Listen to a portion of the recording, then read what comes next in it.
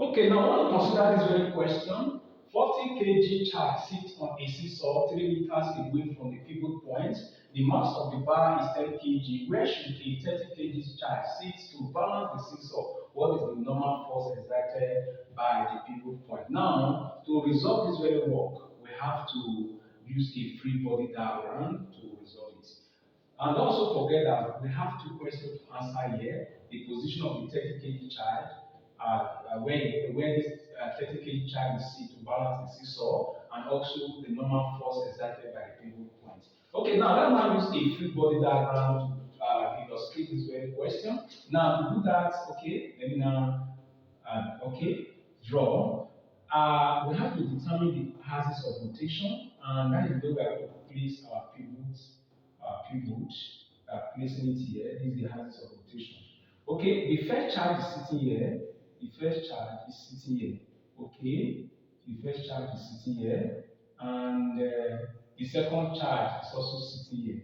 Okay, the second charge is sitting here. Okay, and the first one has a weight force.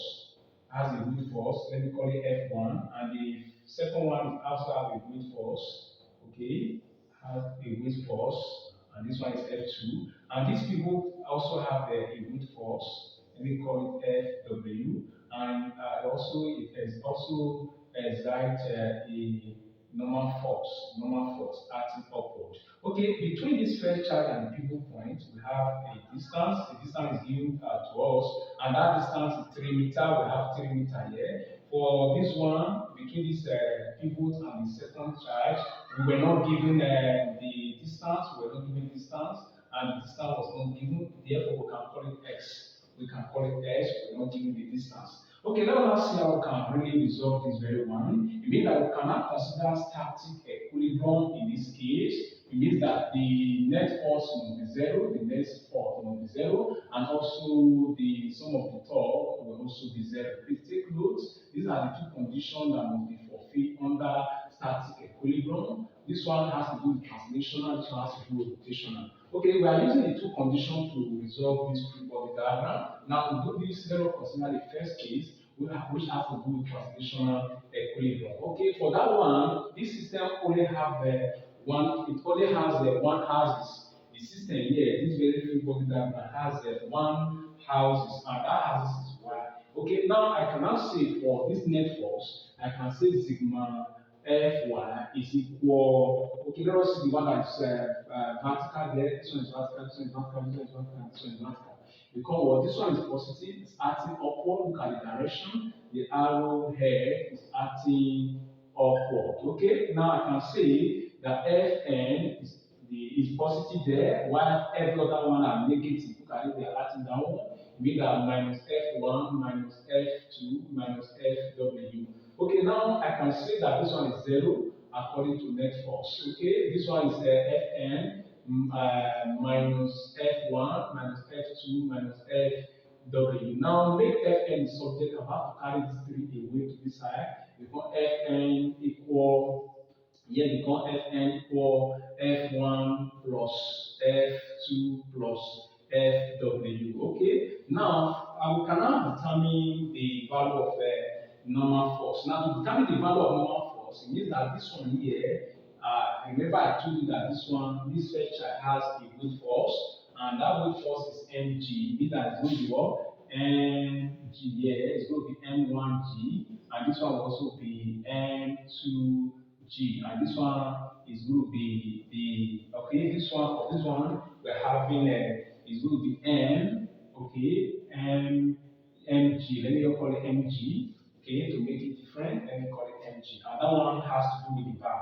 That one has to do with the bar, the weight of the bar. Okay, now for this one here, for the first one, we have for the mass, I think we're given the mass we're given right there 40 kg. For this one, we're having 40 kg, meaning this one will be okay. We are using our g here. G is going to be 10 meter per second square. Remember, we can also use 9.8 meter per second square. Please take note. But I'm not using this very one. Let me make use of this one today. That is 10 meter per second square. Because here become 10, okay, plus this one n2, we're having one of M2, I think they give us 30 kg, mean that this one will be 30 times 10, 30 times 10 plus, what is the mass? I think they give us the mass, they said 10, that one is 10 there, that is 10 times 10. Okay, now this one is 400, this one here is 400, here is 400, and this one here, we have here is 300, okay, and here is 100. Now to do this very one, let us see, we have to add everything there. 400 plus 300 is 700 plus this very one, we have 800. Therefore, 800 Newton is the normal force. Is the normal force.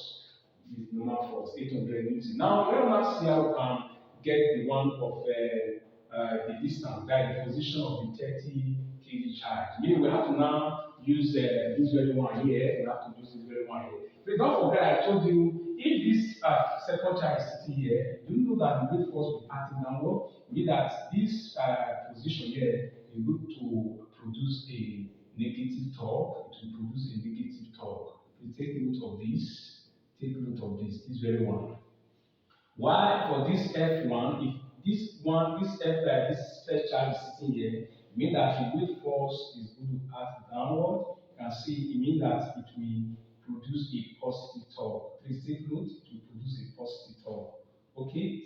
Now I can now solve now. Means that using this second condition, I can see some of the torque. Okay, become, let us see now, the sum of the torque. We have this one is positive, it becomes T. Okay, which one is this one is negative, become minus T. Now, don't forget that according to the rule or the condition, the sum of the torque must be 0. It means that here is 0, and here is T. This one is T1. Okay, this one is T1. Let me call this one T1. Let me call this one T2. Okay, for this one now we have T1. Here will be T2. Okay, this one will be T2. Now taking it over. Okay, yes, T2 is negative. Okay, T2 is negative.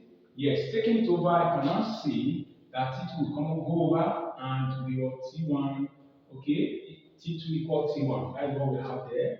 Meaning we have two torque now, two torque. And don't forget, the formula of torque, I think I gave it before, is simply the product of the force and distance. The product of force and distance. I think I've given you before. It means that for this one now, we have, I'm going to have here the force F2 times distance will be D2, and this one will be F1 D1. Okay? Now we can as well move on and see this force is a weight force. You come with M2G times D2, and this one will be M1, this one will be M1G D1. Okay? I think we are okay with this. We are okay with this. Now we cannot say that this one here, we can keep this one here. What will be left will be M2 D2, and we have M1 D1. This is what we have here. Meaning now from the body, for the free body diagram we have on the board, which side is going to be D1 and which side will be D2. Don't forget that F1 will produce D1, while the one of F2 will produce D2. Okay, let us see now what we have there. It means that for the F1 here, let us solve. I want to rework it here. I want to work it here so that I can have my solution. Okay, now using this very one now, which one are we really looking for? We are looking for D2. We are looking for D2 here. We are looking for D2. Now to solve that, we have to make D2 the subject of the formula here. We come dividing this side by the coefficient of D2, become what D2 equal M1 D1, M1 D1 all over M2. Okay, now what is M1? M1, so we're giving M1, which is 40 kg, we're giving 40 kg, and what is D1? From what we have there, what is D1? We're giving 3 is 3 meter. Okay, what is M2? From what we have there, what is M2? I think we're giving M2. M2 was there. Yes, let us see from the question, we're giving what? The locality here is 30.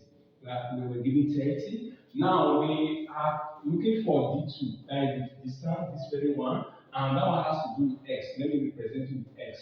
Remember, we replace it. Look at it here. We use x to represent. Okay, now for this one, I can say that 40 times 3, it will be 120. Okay, divided by 30. This 0 here will keep this 0 here. It will be 12 divide 3. And therefore, my x will be 4 meter. I will have 4 meter. 4 meter will be the value for the position of the second charge. Okay, now I think at this point, we can now conclude our teaching. We can conclude here. We will be able to resolve the normal force, and the normal force was 800. And we also resolve the other second question. Okay, the first question was the position of the 30 kg charge, which of course is 4 meter. And the other one was the normal force. That one was the second question. Although we found that one first, we resolved that one first, and that one was what I think we were having 800 Newton, 800 Newton on the board. Right? We have 800 Newton, while for the other one is for the position of the second charge is 4 meter. Okay, at this point we can just draw our conclusion, and our next class we will consider jam question. All the best.